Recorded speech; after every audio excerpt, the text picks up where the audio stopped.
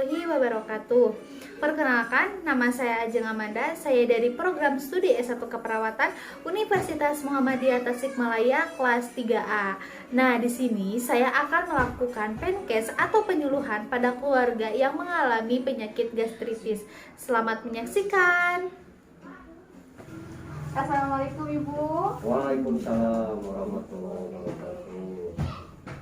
Mak, calik mak. Nah Ibu, sebelumnya sudah bertemu kemarin ya Bu ya, sudah melakukan pengajian pada Ibu dan juga keluarga. Nah, kedatangan saya di sini saya akan memberikan penyuluhan mengenai implementasi yang akan dilakukan setelah kemarin dilakukannya pengajian. Apakah Ibu dan Bapak bersedia? Insya Allah siap bersedia nih. Ini bisa dilihat-lihat ya Bu. Nah, sebelumnya apakah Bapak dan juga Ibu mengetahui apa yang disebut dengan penyakit MAH atau gastritis? Tidak? Tidak. Nah, di sini saya akan menjelaskan terlebih dahulu ya. Gastritis atau MAH adalah suatu istilah kedokteran untuk suatu keadaan implementasi jaringan mukosa atau jaringan lunak lambung. Gastritis atau MAH yang lebih dikenal dengan MAH. Nah, seperti itu. Jadi adanya implementasi atau jaringan mukosa lunak pada lambung.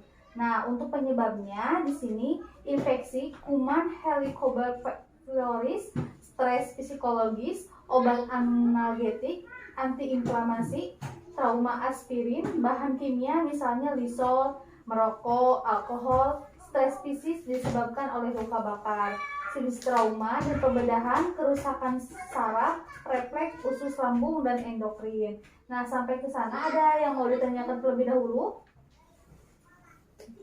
Tidak ada Neng, sok kan lanjut aja Neng. Lanjut ya. Nah, apa Bapak dan Ibu sudah mengetahui gejala yang dirasakan oleh orang yang menyebab MAH atau seperti Ibu, Bu? Nah, di sini saya akan menjelaskan terlebih dahulu ya gejala atau tanda yang biasa diderita oleh penyakit MAH atau gastritis. Di sini ada gejala dyspepsia merupakan nyeri ulu hati yang sudah dikeluhkan oleh ibu ya Bu ya selama ini, yaitu ada mual muntah, ada kembung, ada muntah kadang-kadang ditemukan pada perdarahan saluran cerna berupa muntah darah dan buang air besar dengan darah. Kemudian disusul dengan tanda-tanda anemia, sudah perdarahan. Seperti itu Ibu. Saya sudah menjelaskan mengenai pengertian, penyebab dan gejala atau tanda-tanda yang bisa dirasakan oleh orang yang mengidap penyakit MAH. Apakah Ibu dan Bapak akan bertanya terlebih dahulu mengenai yang sudah saya jelaskan? Sudah cukup lah. Sudah cukup. Baik, saya mau bertanya. Coba Ibu sebutkan lagi pengertian dari gastritis tersebut, Bu. Gastritis adalah suatu istilah kedokteran untuk suatu keadaan inflamasi jaringan mukosa atau jaringan lunak lambung. Nah, baik. Gastritis dikenal dengan penyakit MAH. Ya, berarti Bapak dan Ibu sudah mengerti ya Bu ya sama Bapak. Nah, selanjutnya di sini saya akan memberikan mengetahui pengobatan yang bisa dilakukan oleh orang yang mengidap penyakit gastritis atau MAH ya. Penyakit gastritis dapat ditangani sejak awal, yaitu mengkonsumsi makanan lunak dalam porsi kecil, berhenti mengkonsumsi makanan pedas dan asam, berhenti merokok dan minum beralkohol, mengkonsumsi antasida dan sebelum makan. Seperti itu ya Pak atau Bu ya. Nah, alhamdulillah saya mana enggak punya penyakit MAH. ini ibunya punya penyakit ya, punya penyakit MAH akibat dari makanan pedas-pedas ya. Iya. Nah, setelah itu di sini saya akan menjelaskan atau memberitahukan ramuan apa yang bisa dilakukan atau digunakan oleh orang yang penyakit MAH ini. Nah, di sini ada pengobatan tradisional Bu, ya, dengan menggunakan kunyit ya seperti itu. Nah, gimana sih cara melakukannya? Nah, obat tradisional yaitu obat kunyit Ibu punya obat kunyit sebanyak 2 siung, kemudian diparut dan campurkan air secukupnya, kemudian diminum 2 kali dalam sehari. 2 siung dan 2 buah. Ya, 2 buah Pak, seperti itu ya Pak. Nah, di sana Ibu ada mengeluh nyeri ulu hati kan Bu ya? Nah, nyeri ulu hati bisa ditangani dengan teknik relaksasi napas dalam Bu. Teknik relaksasi napas dalam ini bisa Ibu lakukan setiap merasakan nyeri ulu hati dengan cara tarik nafas dalam-dalam, kemudian tahan selama 1-2 detik, kemudian hembuskan secara perlahan-lahan melalui mulut. Lakukan beberapa kali saat nyeri berkurang dan tidak nyeri. Nah, bisa Ibu lakukan Bu. Nah, yang pertama tarik nafas Bu, tahan 1-2, hembuskan. Nah, Ibu bisa lakukan ketika Ibu sedang merasakan nyeri seperti Ibu ya. Hembuskan secara perlahan Bu. Nah, setelah itu ada juga Ibu tidak boleh stres ya Bu ya, tidak boleh berpikiran apa-apa, dan juga Ibu bisa memodifikasi lingkungan, misalkan bersih-bersih agar tidak terjadi debu-debu atau kotoran seperti itu. Nah, Ibu sampai di sini ada yang mau ditanyakan lagi?